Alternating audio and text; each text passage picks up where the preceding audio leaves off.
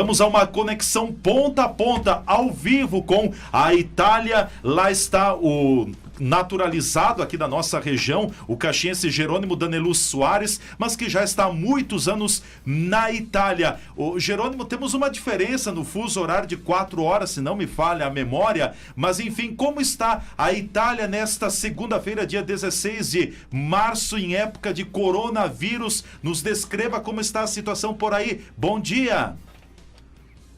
Bom dia a todos. Então, a Itália, eu vivo na região de Verona, infelizmente uma das regiões mais afetadas por esse vírus. Tem um dia lindo, início de primavera, sol, e certo. Ninguém nas ruas, né? Ruas vazias? Ruas vazias. A gente tem uma proibição, digamos assim. Se me faltar alguma palavra, por favor, me perdoem, porque como faz sempre que eu estou aqui, tem muitos termos específicos que em italiano me saem, mas em português. Teve o decreto do governo que tem a proibição de sair de casa. A gente pode sair de casa só com uma autorização, uma autocertificação, que eles chamam aqui, com uma justificação que eles podem achar que seja válida ou não.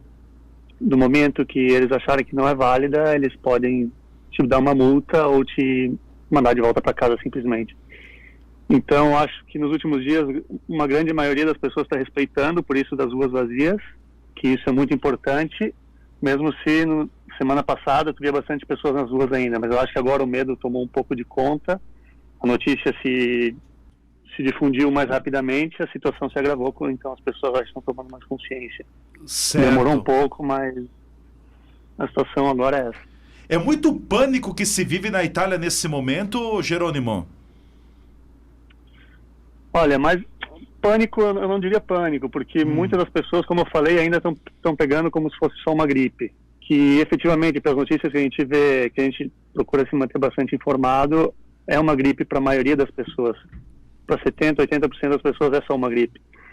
Só que para os idosos, que são, infelizmente, o maior número de pessoas que morrem, não é só uma gripe. Eu acho que a conscientização parte disso, porque como o contágio é muito alto, desde 100 pessoas, 30 acabam nos hospitais. Então, tem a saturação de postos nos hospitais. Nas UTIs estão praticamente cheias.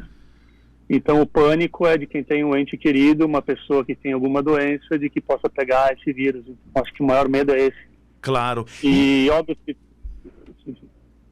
E diga, e em termos de Europa, como está? Está muito complicada a situação? Os voos estão ocorrendo ou está tudo também suspenso? Como é que está o quadro na Europa nesse momento, pelas informações que você tem, Jerônimo? Olha, o que eu posso te dizer, aqui na Itália eles demoraram até um pouco, mas agora está tudo bloqueado, tudo fechado. Como eu disse, eu moro numa comune de Verona, como a gente chama aqui, que seria um bairro de Verona. Uma e comunidade, eu não posso sair do meu bairro. Não pode sair? Eu não posso sair do meu bairro.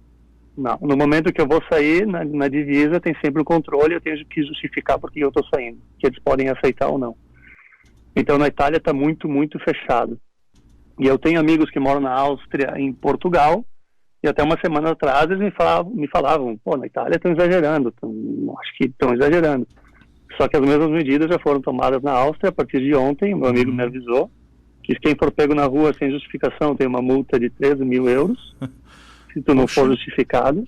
E em Portugal a mesma coisa, todo mundo em casa, negócios fechados, lojas fechadas, a única coisa que funciona, tanto aqui quanto nesses países que eu disse, pelo que me foi passado, são supermercados e farmácias, que são os bens necessários. O resto, todo mundo em casa. E como está a questão? Bom, a questão trabalho está muito paralisada, né? Porque, como você disse, que a orientação é para ficar em casa, e se as pessoas saírem, elas correm o risco de serem multadas também. E a questão da ajuda financeira dos próprios governos, como é que está isso? A questão de alimentação ainda disponível nas redes de supermercados? Como é que está essa situação, Jerônimo? Essa é uma questão muito discutida e vai ser o grande problema quando esse vírus passar. Muitos estão deixando de lá essa proibição, tentando ir trabalhar, mesmo que não tenha tanto sentido, porque não tem ninguém na rua, então é inútil tu abrir a tua loja se não vai ter ninguém para entrar. Só que a questão do trabalho, estamos ainda esperando para ver que decisão o governo vai tomar, porque, como disse, 30 dias em casa, não só o pequeno empreendedor que tem uma lojinha na esquina, como grandes fábricas, grandes empresas, para a economia, isso vai ter um impacto devastante.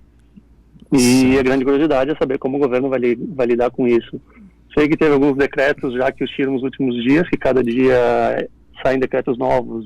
Eu não sou um experto, então não vou entrar em detalhes. Eu sei só que já teve a isenção de alguns boletos, eles já estão perdoando. Quem paga aluguel, quem tem financiamento com o banco, eles já estão prorrogando para tomar uma decisão de como vai ser feito, visto que nesses 30 dias a pessoa é obrigada a ficar em casa. Então, ninguém sabe o que vai acontecer ainda.